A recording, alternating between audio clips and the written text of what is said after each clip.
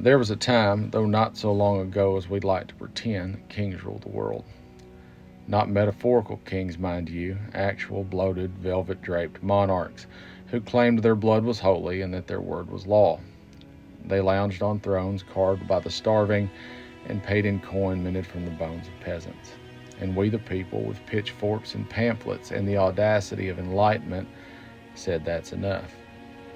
The Enlightenment was a gamble, a sweaty, radical, whiskey-fueled bet that people, even poor and angry people, could govern themselves without kissing a ring or fearing the gallows.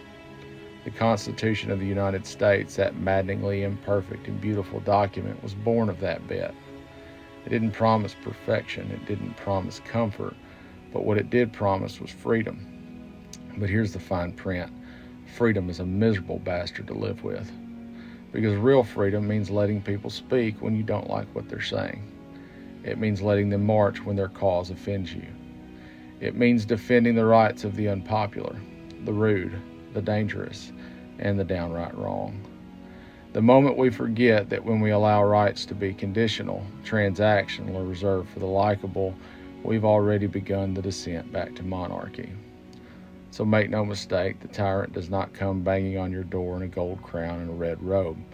He comes smiling, holding a clipboard, citing polls, saying things like, "We're just trying to keep you safe." He points at the scary man in the street, the loud woman with a sign, the activist with the uncomfortable opinion, and he whispers, "Just them for now." And it always starts with just them for now.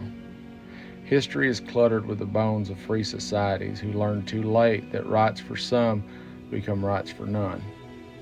The Alien Enemies Act, passed in 1798, is as old as John Adams' powdered wig and was designed to round up foreign enemies during wartime.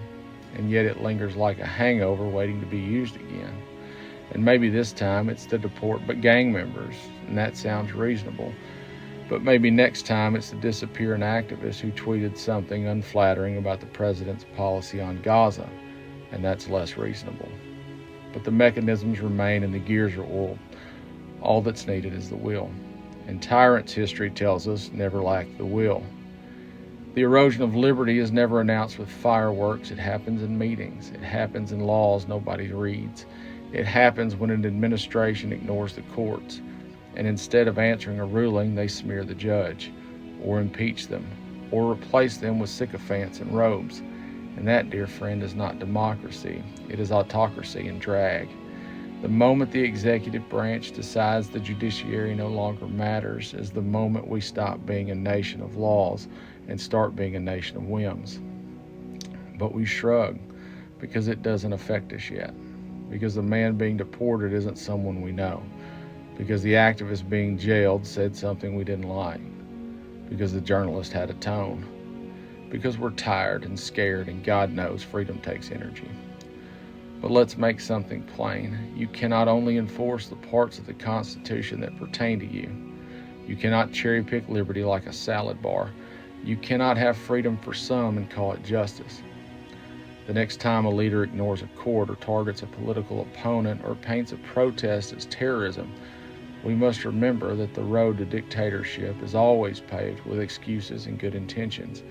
The Germans did not vote for Hitler thinking they were voting for genocide. They voted for order, for jobs, for strength. And by the time they realized what they had done, the trains were already running. So we must resist now. Not tomorrow. Not when it's politically convenient. Not when it finally hits our own doorstep. Because by then the Constitution is just paper and the ink is faded. And the king is already crowned. And we'll have no kings here. That was the bargain. So let us hold to it, bloody-handed if we must. Let the libertarian and the socialist, the Christian and the Muslim, the red-hatted patriot and the pink-haired protester all agree on this one thing, that the rights of one are the rights of all, because liberty, if it is to mean anything, must mean everything, and that means for everyone. Whether you agree with them or not, whether you like them or not, because if they come for them today, they will come for you tomorrow. And when that day comes, we must all stand together, mad as hell, loud as thunder, and utterly ungovernable by fear. And we must shout into the gathering dark, We'll have no kings here. Not now, not ever. Defiance till death.